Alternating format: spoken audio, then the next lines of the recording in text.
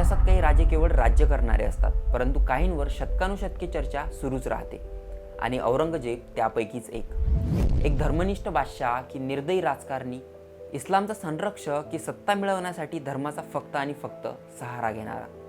त्याने अनेक मंदिरे पाडली, पण काहींना आर्थिक मदतही केली.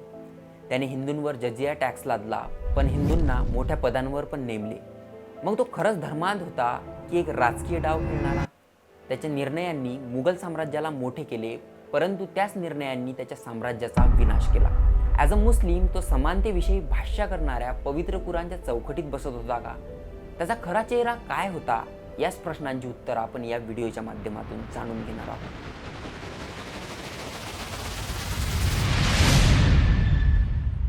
सर्वात आधी आपल्याला औरंगजेबाची अर्ली लाईफ जाणून घ्यावी लागेल. औरंगजेबाचा जन्म 1618 मध्ये झाला.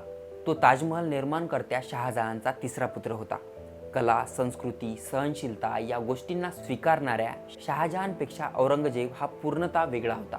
तो लहानपणापासूनच खूप धार्मिक होता.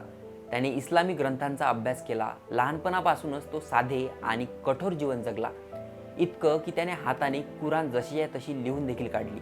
पण तो खरंच धार्मिक श्रद्धेने प्रेरित होता का, की ही फक्त काळजीपूर्वक प्लॅन केलेल्या स्ट्रॅटेजीची एक सुरुवात होती? 1657 मध्ये औरंगजेबाची सगळ्यात मोठी परीक्षा आली, ज्यावेळी त्याचे वडील शहाजहान आजारी पडले. शहाजहानच्या मुलांमध्ये उत्तराधिकारीसाठी क्रूर युद्धाला सुरुवात झाली. औरंगजेबाचा मोठा भाऊ दाराशिकोह हा उत्तराधिकारी मानला जात होता. दाराशिकोह हा हिंदू मुस्लिम ऐक्याला मानत होता, परंतु औरंगजेबाच्या मनात काही वेगळाच खेळ सुरू होता. त्याने धर्माचा वापर शस्त्रासारखा केला आणि त्यांनी दाराशिकोहाला हिंदू संस्कृतीत इंटरेस्ट असल्याचे असे दाखवून दाराशिकोहाला विधर्मी ठरवले. पण हे इस्लामसाठी उचललेले पाऊल होते का, की फक्त स्वतःच्या प्रतिस्पर्ध्याला नष्ट करण्याचा एक कुशल राजकीय डाव होता? औरंगजेबाने 1659 मध्ये दाराशिकोहाची हत्या केली आणि स्वतः राजसिंहासनावर बसला. नंतर त्याने स्वतःच्या पित्याला आग्रा फोर्टमध्ये आजीवन कारावासाची शिक्षा दिली. तिथेच त्याचा पिता मरण पावला. सत्ता सिक्युअर ठेवण्यासाठी तो कुठल्या पण थराला जायला तयार होता. त्याच्या हाती पॉवर लागल्यावर त्याने स्ट्रिक्ट इस्लामिक पॉलिसीज इम्पोज केल्या. त्याने म्युझिक, डान्स व छावणीत अल्कोहोलवर पूर्णतः बंदी आणली. नवीन बनणाऱ्या हिंदू मंदिरांचे बांधकाम तात्काळ बंद केले व जजिया कर लादला, जो की मुस्लिम वगळता सर्व धर्मातील लोकांवर होता. आज पण बरेच जण या कृत्याला औरंगजेब कट्टर धार्मिक असल्याचा पुरावा मानतात, परंतु जर या विषयाचा थोडा खोल अभ्यास केला तर समजते की सतत युद्ध चालू असल्यामुळे औरंगजेबाचे साम्राज्य आर्थिक समस्यांना सामोरे जात होते. त्यामुळे जजिया कर लादण्यात आला. यामागे धार्मिक श्रद्धा फक्त हेच एक कारण नव्हते. या टॅक्समुळे त्याने एक स्थिर इन्कम जनरेट केली. हा जजिया टॅक्स इतका भयंकर होता की त्यामुळे सामान्य जनतेचे हाल होत होते. परंतु हा टॅक्स रद्द करण्यासाठी शिवाजी महाराजांनी औरंगजेबाला त्याकाळी पत्र सुद्धा लिहिले होते. औरंगजेब हा कुप्रख्यात मानला जातो, तो म्हणजे हिंदू मंदिरे तोडण्यासाठी. काशी विश्वनाथ मंदिर आणि केशवदेव मंदिर हे त्यामधलेच एक आहेत. मंदिर नष्ट करणे ही कृत्य औरंगजेबाची धार्मिक कट्टरता होती की फक्त एक पॉलिटिकल स्ट्रॅटेजी? तर लक्ष देण्यासारखी बाब आहे की औरंगजेबाने अनेक हिंदू मंदिरांचे नुकसान केले, परंतु काही मंदिरांना त्याने निधी पण दिला. यावरून सूचित होते की मंदिर तोडणे हे धार्मिक कृत्य नसून ही विद्रोही शासकाविरोधात उचललेली एक टार्गेटेड मूव्ह होती.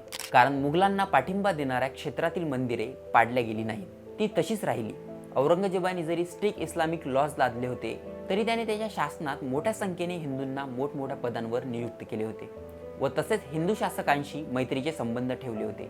महाराजा जसवंत सिंह आणि राजा जयसिंह हे त्याच्या शासनात काम करणाऱ्या सेनापतींपैकी एक होते. इव्हन त्याने अनेकदा शीख गुरूंना लँड सुद्धा प्रोव्हाइड केले. यावरून कळते की त्याचे राज्य पूर्णपणे धर्मावर अवलंबून नव्हते. अनेकदा त्याचे कृत्य राजकीय समीकरणांना बघून असायचे. औरंगजेबाने इस्लाम प्रस्थापित करण्यासाठी बरेच प्रयत्न केले, हे मात्र खरं आहे. त्यांनी संभाजी महाराजांची हत्या करण्याआधी त्यांना इस्लाम कबूल करण्याचा ऑफर दिला होता, परंतु संभाजी महाराजांनी तो नाकारला व वरून त्यांनी निडरतेने त्याच्याच दरबारात त्याचा अपमान केला. पुढे औरंगजेबाने क्रूरतेने संभाजी महाराजांना कित्येक दिवस भयंकर यातना दिल्या. त्यांचे डोळे फोडले, त्यांची जीभ छाडली व त्यांच्या शरीराचे तुकडे तुकडे केले. परंतु संभाजी महाराजांनी क्षमा मागितली नाही किंवा स्वतःच्या जीवाची भीक मागितली नाही. त्यांनी वीरमरण पत्करले. औरंगजेबाची क्रूरता मराठा साम्राज्याला नष्ट करू शकली का? तर नाही. कारण संभाजी महाराजांना दिलेल्या क्रूर हत्येची आग वणव्यासारखी जागोजागी पसरली. राजाराम महाराज व पुढे शाहूराजांनी मुघलांना काट्याची टक्कर दिली. औरंगजेबाच्या स्ट्रिक्ट पॉलिसीजमुळे व सतत चाललेल्या युद्धांमुळे त्याच्या साम्राज्यातील संसाधने कमी झाली. तसेच दख्खन काबीज करण्याच्या मोहात चाललेल्या अनेक कॅम्पेन्सनी मुघल साम्राज्याला कमजोर बनवले. 1707 मध्ये जसा औरंगजेबाचा मृत्यू झाला तसा झपाट्याने मुघल साम्राज्याचा ऱ्हास झाला. औरंगजेबाचा सत्तेसाठी असलेला लोभ त्याच्या साम्राज्याच्या ऱ्हासाचा कारण बनला. सत्तेच्या लालसेपोटी त्यांनी स्वतःच्या भावाची हत्या केली. नंतर तो स्वतःच्याच पित्याच्या मृत्यूचा कारण बनला. सो औरंगजेब खरंच धार्मिक होता का, की तो पॉलिटिकल मास्टर माइंड होता? तर उत्तर असेल दोन्ही. कारण त्याने इस्लाम प्रस्थापित करण्यासाठी अनेक स्ट्रिक्ट पॉलिसीज लागू केल्या. त्याचे ॲक्शन्स काही कुराण फॉलो करणारे होते, तर अनेकदा त्याने सत्तेच्या लालसेपोटी कुराणकडे दुर्लक्ष केले.